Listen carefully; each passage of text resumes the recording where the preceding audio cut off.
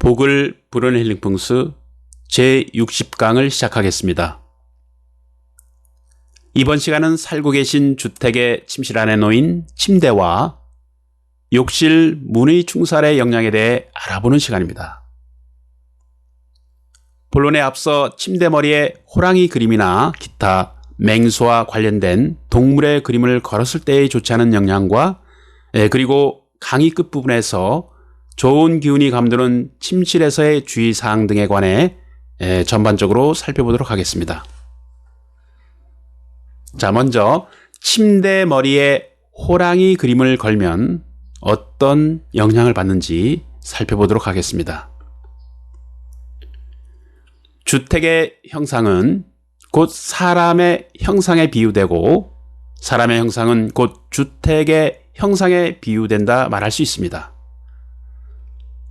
형상에는 반드시 그에 따른 기운이 있으며 기운이 있으면 반드시 그에 응하는 이치가 있다고 말할 수 있습니다.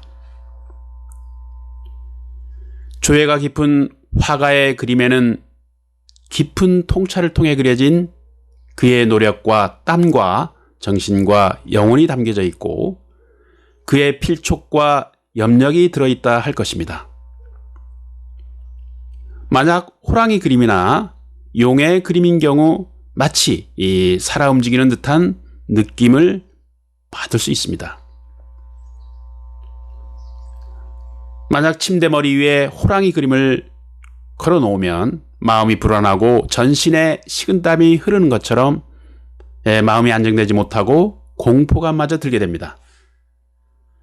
방금 전 말씀드린 바와 같이 형상에는 반드시 그에 상응하는 영역이 발생하게 된다는 것입니다. 호랑이 그림뿐만 아니라 기타 맹수와 관련된 그림도 침실의 안정감을 깨트릴 수 있다고 보기 때문에 침대 머리 위는 물론 침실 안에 거는 것은 불리하다고 봅니다. 자, 다음으로 침대와 침실의 욕실문이 서로 충한다면 어떤 영향이 발생하는지 살펴보도록 하겠습니다. 우주의 만법은 모두 일체의 양면성을 가지고 있으며 모든 것은 상대적인 것이며 절대적인 것은 없다고 봅니다.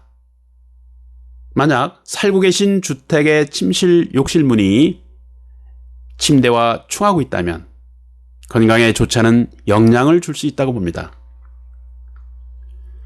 욕실의 문이 침대와 충하면 마주하면 욕실 안에 수증기와 화장실의 어떤 탁한 기운이 거기에 거주하시는 분들에게 좋지 않은 영향을 주기 때문입니다. 오늘날 현대사회는 이름 없는 질병들이 대단히 많다 할 것입니다. 원인도 모를 두통으로 고생하시는 분들과 허리 통증으로 고생하시는 분들이 많이 있습니다만 병원을 찾아보아도 특별히 효험을 보거나 나아지는 일들이 그다지 많지 않은 것도 또한 현실일 겁니다. 풍수적으로 볼 때 욕실문과 침대가 서로 충할 때 나타나는 좋지 않은 영향이 있다면 충하는 위치에 따라서 신체적으로 나타나는 증상을 풍수적으로 말씀드리자면 다음과 같습니다. 먼저 욕실문이 침대 머리 부분을 충하면 머리에 관련된 뇌와 관련된 뇌 이중풍에 노출될 수 있다고 했고요. 그리고 어깨 부분을 충하면 어깨 통증으로 고생하실 수도 있다 이렇게 보고 있습니다. 그리고 복부를 충하면 장부에 이상이 올 수 있고 그리고 허리 부분을 충하면 신장이나 방광 또는 허리에 불리한 영향을 줄 수 있다고 했습니다. 이러한 좋지 않은 영향을 해소할 수 있는 몇 가지 방법을 말씀드리고자 합니다. 먼저 욕실문의 위치를 바꾸거나 아니면 침대 방향을 바꾸어 주시면 됩니다. 그리고 앞에 두 방법이 그래도 용이하지 않다면 병풍이나 옷장 등으로 욕실문이 보이지 않게 막아주면 이로 인해서 가정이 더욱더 편안하게 되고 건강에도 좋은 영향을 주게 된다는 것입니다. 단, 이 발 같은 이 주렴 등은 그다지 효과가 없다고 봅니다. 침대는 방정한 형태가 가장 좋다고 봅니다. 그리고 침실에서 왼쪽 청룡방에 침실벽을 의지해서 배치하면 더욱 좋다고 봅니다. 둥근 원형의 침대는 머리를 어지럽게 하거나 마음의 안정을 깨트릴 수 있는 구조라고 풍수에서는 보고 있습니다. 또 침실 안에 침대를 사방에 의지함이 없이 침대를 방 가운데 배치하거나 벽에서 떨어지게 너무 이렇게 가운데 쪽으로 침대를 배치하시면 이것을 가리켜 공중에 매달린 침대 형상으로 보아서 매우 좋지 않은 배치라고 보는 것입니다. 이것은 마음속에 의지할 데 없는 외로운 형상과도 같고 안정감이 결여된 이 형태의 배치라고 보는 것입니다. 말 그대로 현실성 없이 꿈속을 헤매는 것과 같다고 보는 것이기 때문입니다. 자, 좋은 기운이 감도는 침실의 분위기, 즉 침실이 되려면 어떻게 해야 되는지 살펴보도록 하겠습니다. 전에도 말씀드린 바 있지만 조화로운 기운이 침실에 유입되고 모이기 위해서는 아무래도 기운이 순환할 수 있는 이 침실의 통풍 구조가 많은 영향을 준다고 봅니다. 침실은 단순해야 하고 잡동사니가 많으면 자연히 탁한 기운이 쌓이게 되고 그리고 좋은 기운이 사라지게 되어서 숙면에 방해가 됩니다. 혹시 낡고 불필요한 물건이 침실에 있는지 없는지 한번 살펴보실 필요가 있다고 했습니다. 또한 침실에 칼날같이 예리하거나 툭 튀어나온 가구 또는 이 벽모서리가 있으면 사람의 마음을 불편하게 하고 불쾌하게 만듭니다. 풍수에서 모든 뾰족하거나 날카로운 모서리들은 좋은 기운을 깨트리는 요소가 된다고 했습니다. 침대 아래 정화조가 있으면 건강에 좋지 않고 그리고 침대가 대들보 아래 위치하면 심리적인 압박을 받을 수 있기 때문에 가급적이면 대들보와 비켜서 위치시키는 것이 좋습니다.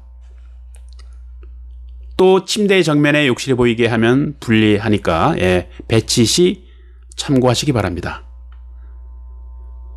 침대는 냉장고가 있는 방향으로 위치시키지 않는 것이 좋습니다. 냉장고 쪽에 위치시키면 찬 기운이 냉기가 형성되어서 감기에 걸리기 쉽고 머리를 중하여 불리하다고 보는 것입니다. 그리고 가급적이면 침대 오른쪽에 냉장고를 배치하지 않습니다. 왜냐하면 오른쪽은 백호방에 속하며 그리고 심신에 좋지 않은 영향을 가져올 수 있다고 보는 것입니다. 전에도 말씀드린 바 있습니다만 침대의 정면에는 거울을 배치하지 않는다고 했습니다. 그리고 침대 머리 양쪽에 탁자의 뾰족한 모서리나 각진이 물건을 두지 않는다고 했습니다. 만약 이러한 물건들이 있으면 두통으로 인해서 숙면에 방해가 되거나 또한 기타 좋지 않은 질병을 유발할 수도 있다 이렇게 보는 것입니다. 네, 복을 부르는 힐링 풍수 제60강은 여기서 마무리하도록 하겠습니다. 소중한 시간 경청해 주셔서 깊은 감사를 드립니다. 저는 다시 제61강에서 다시 뵙도록 하겠습니다. 강의를 들으시고 공감이 가신다면 좋아요와 구독 그리고 알림창을 꾹 눌러주시면 좋은 내용을 만들어가는데 아주 큰 힘이 됩니다. 감사합니다. 행복한 시간 되십시오.